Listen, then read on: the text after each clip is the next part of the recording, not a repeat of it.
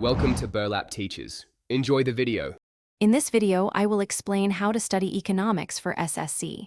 Start by mapping the syllabus and setting weekly topic goals, focusing on basic concepts first. Break chapters into concepts and practice numerical problems daily.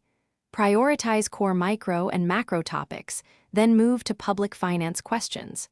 Use past papers to time yourself and identify weak areas. Review formulas weekly, and make concise notes for quick revision before exams.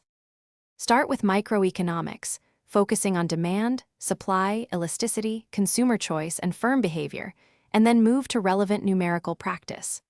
Study macroeconomics topics like national income, inflation, unemployment, money supply, and monetary policy with real examples.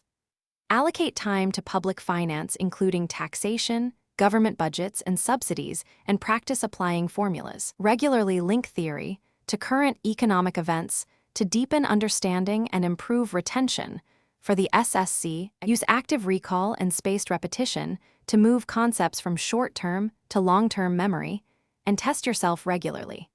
Solve diverse numerical problems under timed conditions to build speed and accuracy, and review mistakes carefully.